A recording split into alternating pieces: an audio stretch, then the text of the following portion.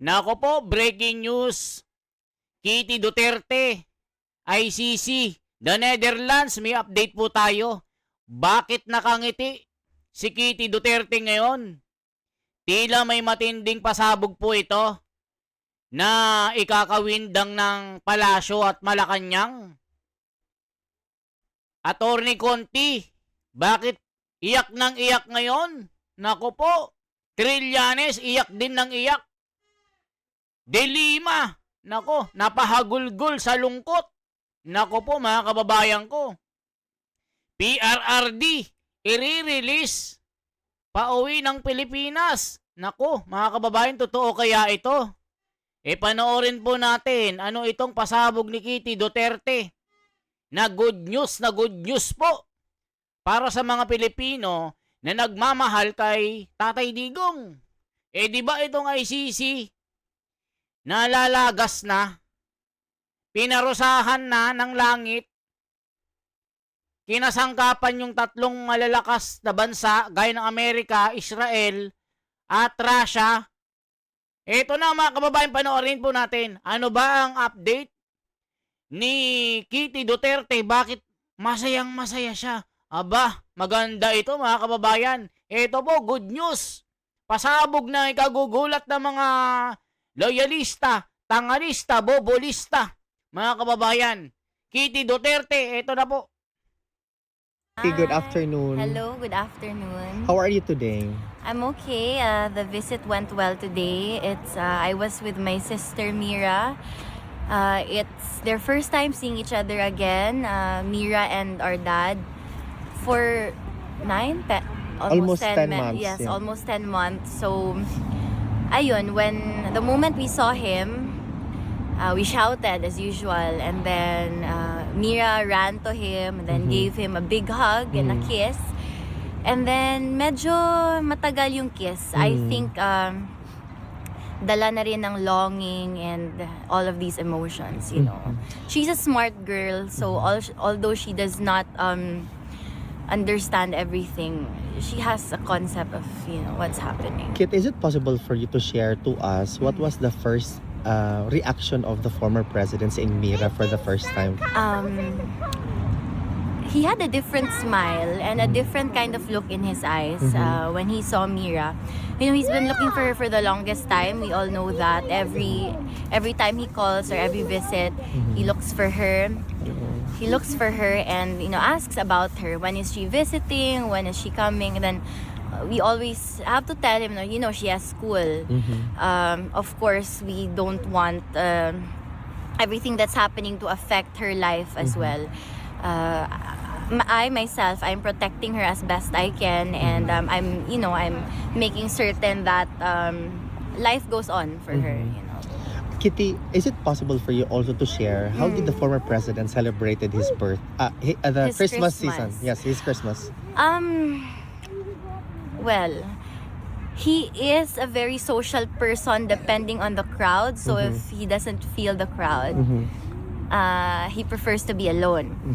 Inside, he does have some acquaintances, but not everyone. So he was with them for a meal, for a bit, for certain meals. He didn't mention in specific, but he ate with his acquaintances or friends inside, and then ayun na, for the most part he spent it talking to the guards, walking around, or in his room watching television pa rin. Nag-prepare bang ICC detention ng something for... I don't think the detention unit mismo, but as of what I heard, at what I've heard, yung mga detainees, yung they make their own events or celebrations inside.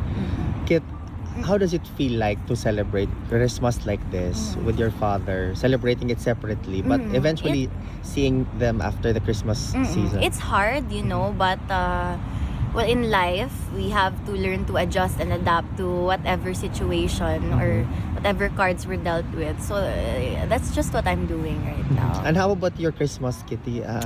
How did you celebrate your Christmas here in the Netherlands? My Christmas was okay. Saan ba ako nung Christmas? I was with a few friends, pero umuwi din ako. I'm not the biggest extrovert, so I'm not the biggest fan of crowds. So, what do you call this, parang midnight and the Christmas day mismo. I spent it alone. Well, I like it actually. So yeah, I still enjoy it nonetheless. Is it also safe to assume that you're also going to celebrate New Year here in the Netherlands? Like I mentioned before, we don't have visits on the day mismo. So maybe in the Netherlands, yes, but not here with him. But the former president, is also aware that he will be Yes, celebrating the New Year. yes. Is there something specific that he wants to relate to the Filipino people now that it's already after Christmas season and then for the Yes. New Year time? I'm trying to remember New his Year's time. message. Pero I told him something. I told him a quote. There was I think it was by, just to, uplift him and strengthen his spirit. I said, it's a quote from Virgil, the Roman poet. I said, "The gates of hell are open night and day. Smooth the descent, easy is the way. But to come back and view the cheerful skies, in this the task and mighty labor lies." So, PRRD is very poetic as well. So he understood it straight away. And then he said, "Don't worry about me, it's okay." He said, that this is the price I have to pay because I saved my country and the youth. And then I replied again na, they know. He said, yeah, I'm sure that they know, that you guys know. So ayun, parang may, alam mo yung poetic exchange of lang. Ganun siya magsalita. He talks in rhetorics, ganun. Is the former president still aware that there are still Filipinos coming from all over the world? Yes, Still he knows. He knows. And ayun nga, he's very happy about it. And sabi niya nga noon, and paminsan-minsan na sabihan mo, hindi ako makalabas pa. Kaya, pero he knows and he feels very grateful to everyone. And like he always says, for his family and for the Filipino people, love to all. Love to all. Are there questions from the crowd that you want to ask? Uy, salamat di ay sa kuan. Okay. Ay, Bisaya man. Bisaya. Lagi. But Kit, on behalf of the Filipino community from all over the world, we would like to convey our Merry Christmas and a Happy New Year to the Duterte family in Thank you. general. Merry Christmas and Happy New Year to all. Thank you. Yung Christmas Do you and Happy have- Holidays. Happy holidays. Do you have a New Year's resolution, perhaps, that you want to share to New everyone? Year's resolution. Unsa pa man? Gwapa na ko, namayat na ko. Correct. Na nasa imutan. New Year's resolution. Sa ba akong resolution? Probably something to think about for tomorrow. Siguro. Okay. Wala pa ko kakuan. Wala, siguro kuan na lang. Ba akong New Year's resolution. I-maintain na lang niya akong lawas. Hindi na ako magpatambok. Ayan mga kababayan.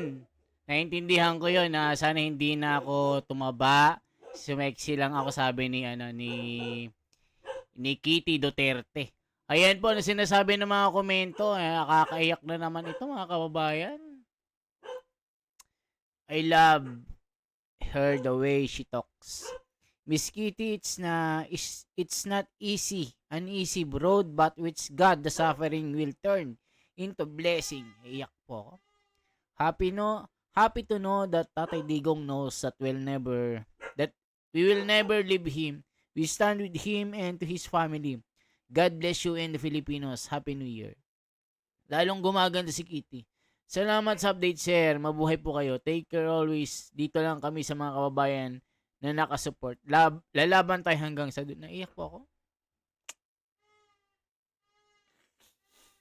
Nakaiyak itong nangyayari po sa itong pamilya Duterte. Talagang napagkaisahan po sila na nabiktima ng isang makasariling interes, mga kababayan. Nabiktima ng mga demonyo na makasarili, na bulsa lang ang iniisip nila. Isipin nyo, isang presidente na the best president of all time na naging idol ni Trump. Kasi tignan yung war on drugs ni ni Donald Trump. Ginagaya kay PRRD. So ngayon, palihim na tinutulungan itong si PRRD, itong si Trump, si Netanyahu, saka si Putin. Kasi mga kaibigan niya ito, mga best friend niya ito, mga kababayan. Sa totoo lang. Itong si angag-angag, nako po, -3. Sabi nga ng iba, walang utang na loob. Ginawa lahat ni Duterte para bumango ang pangalan nitong mga Marcos na ito, pero anong ginawa nila? Tinuka nila.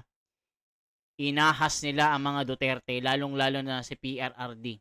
Ibinenta sa ICC. Kaya itong ICC kinakarma.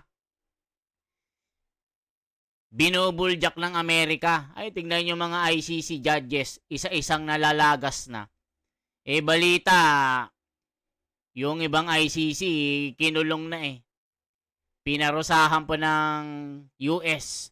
Pinarusahan ng Russia So ngayon, itong ICC na ito, one of these days, magbabayad ito sa ginawa nila kay PRRD, mga kababayan. I'm happy to see Kitty Duterte again. Advance Happy New Year. Makalabas lang tilokon na to sila. Halak, mga kababayan ko. ICC na karma, Duterte, lalayan na ba? Ayan, so far, mga kababayan, mag-pray-pray lang po tayo na makalabas po itong si PRRD. Soon. Very, very, very soon, makakalabas talaga ito.